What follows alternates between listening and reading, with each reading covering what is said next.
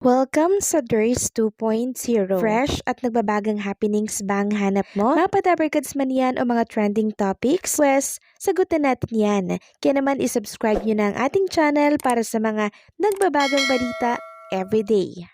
So ayan, welcome back again sa ating YouTube channel mga Kadabarkads, and for today's video, ang pag-uusapan natin ay tungkol sa mga importanteng kaganapan sa loob at sa labas ng Itbulaga. So kanina nga po sa pre-recorded ng Itbulaga, pinainit muli ni Yoon Yul Kim, ang Porinoy ng South Korea Grand Winner, ang Itbulaga. Grabe, siya na naman po yung nag-opening number dito sa studio ng Itbulaga, and nagustuhan naman ito ng maraming televiewers natin kanina. And also, nakasama din natin si Yoon Yul Kim kanina dito po sa therapy. Samantalang, mahalaga at importanteng malaman nyo mga Kadabarkads ang total cash prizes na naipamigay po ng Itbulaga. Monday yan ha, August 11, 2025. Tumataginting lang naman na 202,500.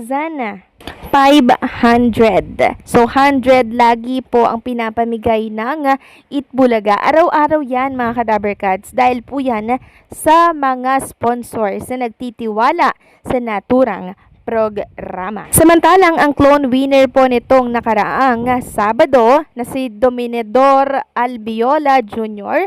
ay labis po ang pasasalamat sa TBJ Company and syempre sa Itbulaga dahil siya po ang nagwagi noong nakaraang Sabado.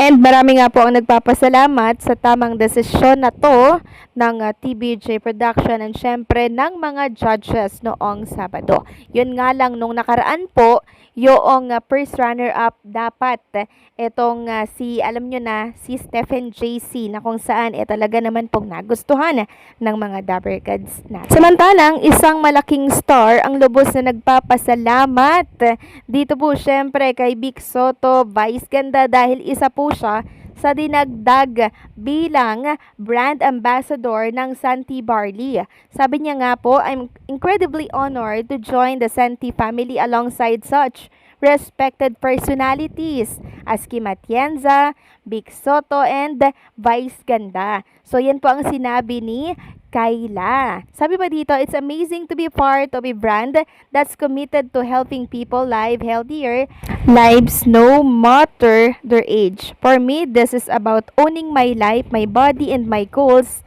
I'm also very careful about what I endorse because I believe in taking care not only of my name but also in my responsibility to those who support me. That's why I'm honored to say yes to Zanti. So isa na pala siya sa mga kasama po ni Bossing Vic and syempre ni Vice Ganda. So ikinalulugod niyang kasama niya po ang mga bigating personalidad like Bossing Vic and Vice Ganda. And speaking of Vice Ganda, mga Kadabarkads, eto nga po at boycott na ang McDonald's. Yes po mga Kadabarkads. Sabi nga dito, boycott, let's go Pelo DDS at McDonald's. Pelo DDS, let's boycott all the endorsement commercials of this Joy Viceral aka Vice Ganda until Vice Ganda is not removed from all her endorsed commercial ads. It's not a good example for the youth daw mga Kadabarkads. And eto nga po, nilagyan na po ng label na boycott etong mga ini-endorso ni Vice Ganda tulad ng McDonald's. Sabi nga dito ng isang netizen, after our plug ceremony this morning, I stopped by the McDonald's branch in Gingoog. I spoke with the crew in the cash handling area, introduced myself and thanked them for their excellent service. However, in protest of Vice Ganda's mocking of our former President Rodrigo Roa Duterte, a man who loved our country deeply and sacrificed so much for it, I will no longer eat at McDonald's. Starting today, count me as one less customer at McDonald's. I said, I owe my children's safety to President Duterte. For 6 years, I had peace of mind whenever my kids were out. The crew thanked me and apologized for the situation, and they said other branches are experiencing the same since yesterday.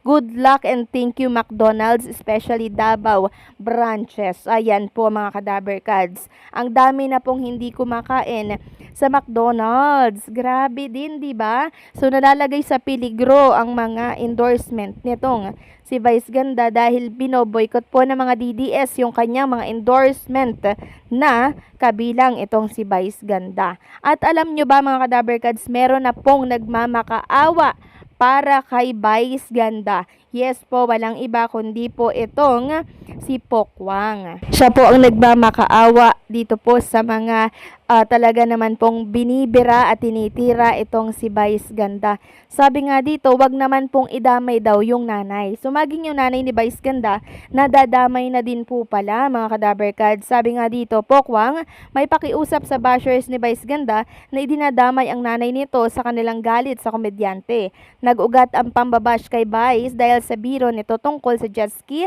sa concert nito. So ito po yung pakiusap ni Pokwang. Wag naman po tayong ganyan. Kung may na-offend man sa joke ni Vice, wag naman pong idamay ang nanay. Kasi hindi naman artista or politiko ang kanyang ina. Kami mga artista at politiko ay tanggap namin na nababash kami kahit minsan masakit.